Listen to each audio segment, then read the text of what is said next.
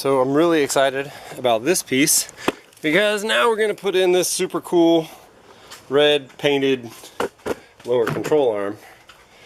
Now we'll just prep it up for getting put in. And that's it. I'm going to take off all the paper that I covered all my stuff with. I got all the tape off of it. You see I got the ends and the rubber and the ball joint, the bottom of the ball joint. Everything still looks pretty good. It's turned out real nice, I think. So here's what we're going to do. I have to put this in at an angle like this. That's the only way I think I can get it in behind that, you know, behind bearing and all that. I'm worried that this Zerk nipple right here, that might be in the way. And in fact, I may end up having to look at replacing that. I don't know, or taking it off completely, or I don't know what I'm going to do with it yet. But we'll see. I wanted one that had a Zerk nipple on it so I could do it, but I might need one that has an angled Zerk nipple on it. But you know, in the meantime, I can grease it now. It looks like it's probably got grease in it now. I'm going to put some anti-seize on the bottom. And I'm going to try and get it into that pinch nipple down, that pinch bolt down there. And we'll see what happens next. Alright, so essentially what I did was I put it in at an angle and then I just bang, bang, bang. I don't know if you can see this or not, but I just banged it until it went in, and now it looks like it's slipping in. So I'm just rocking it back and forth till it goes all the way down. And then the next thing that goes in, I'm going to put these camber bolts in. Alright, so to get it to go the rest of the way down, I had to stick a pry bar in and pry off of this axle piece. And now I can look down inside of here. I can see the where the pinch bolt's going to go all the way through now. So I'm going to have to hold it like this while I'm putting that through, or else it's not going to fit. So I'm going to put some anti-seize in the middle of this, so we don't end up with the same problem we did last time. And then I'm going to then I'll insert it, and hopefully if we ever have a problem with this again, we'll be able to get it back out easier, because that was a big fat mess. Okay, camber bolt time. So I got the camber bolt. You can see it's shaved off on one side here. Matches up to a washer that's shaved off.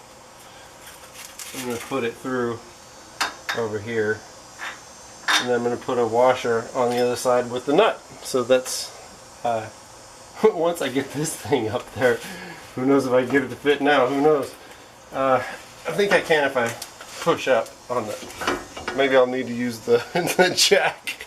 I had to loosen the upper control arm ball joint bolt so that I could get this to come down far enough, the lower knuckle to come down far enough to swing these up into place for the cam bolt to fit. But you know what? I didn't have to take it all apart like I was thinking, so that's a good thing. So now all I got to do is just put the bolts in and then tighten that upper control arm bolt, and then I'll be good to go. Okay, so just when if you're going to do the lower control arm, know that it's easiest to loosen that upper control arm bolt first. So I got the cam bolt through. I'm going to get the other one through the other side, and then I'm going to tighten it up, and then I'll tighten the upper ball joint.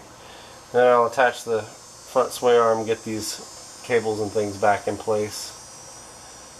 And then I guess I'll start working on the other side. Man, what a ride this has been. Like the big bull in the rodeo.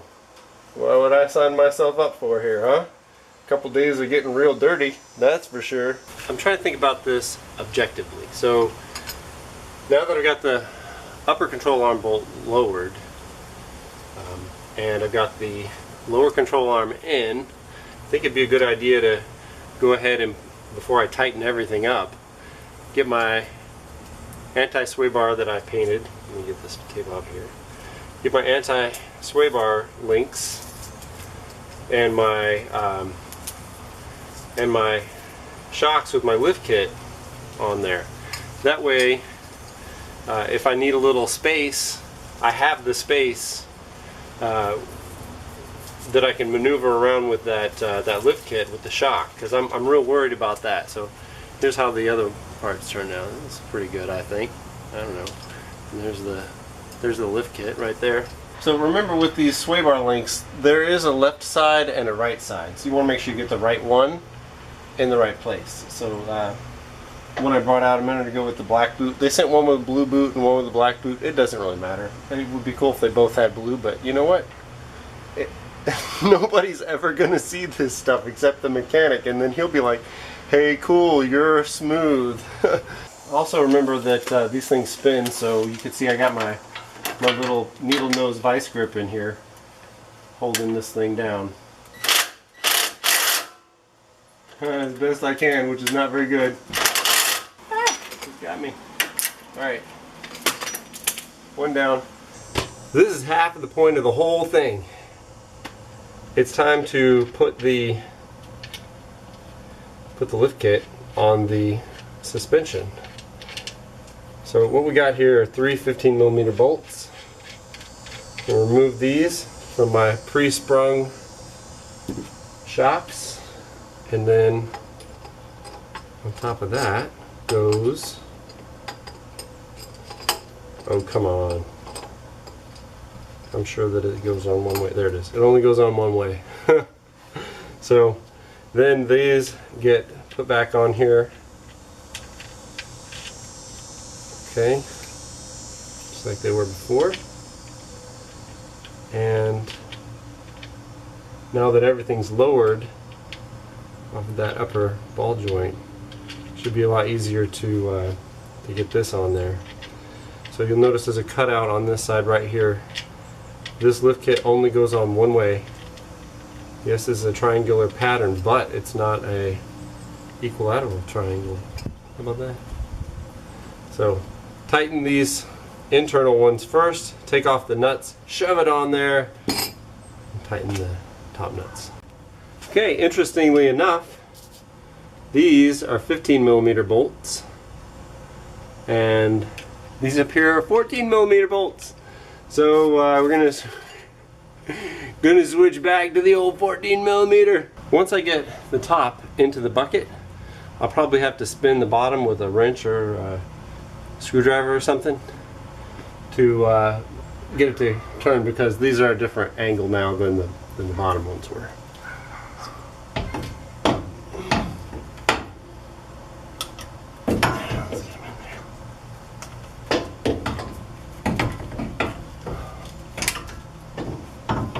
There we go. Alright.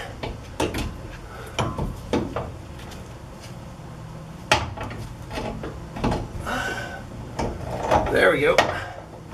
Oh, or maybe not. Pretty good. Pretty easy to fit that in there. Just got a little bit further to get up in there, but all in all, I'd say that's pretty good. Pretty easy to do. Okay. Again, I find myself lowering this upper control arm bolt down even further, and I may even completely disconnect it so that I can move this in just a little bit more. And these, I got two different size bolts here. The shorter ones that I got are going to be for this lower arm here. This lower, it's just not quite there. So I figure I got two choices. I can either find a way to compress this just a little bit enough to get that in there, or keep lowering that, maybe even disconnect it. Maybe even disconnect that upper control arm to drop this enough to get that shock mount in there. Alright, so I've got the lower control arm on, I got the shock on, I got the lift kit on, and now I'm putting the upper control arm bolt back on again. So this is what you do. You just do it till you get it, right? Alright. At this point, what I've done is I have now reattached the upper control arm,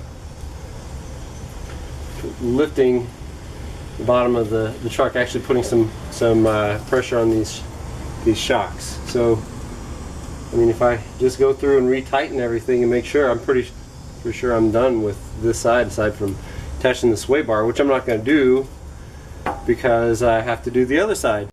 Alright, I want you guys to take a good look at this here. See all my good stuff? Let's take a good look at what's going on in here. Alright, we got the lower control arm, sway bar link, new shocks, lift kit, new upper control arm. Now there's a bolt up here that I'm not going to tighten until I put the wheel on, because I don't know. That's for that upper control arm bumping the basket, the bucket up there. And everything all back where it's supposed to be, except this one thing right here. There it is. Now I feel confident that we can go to the other side. That's how I feel. Alright.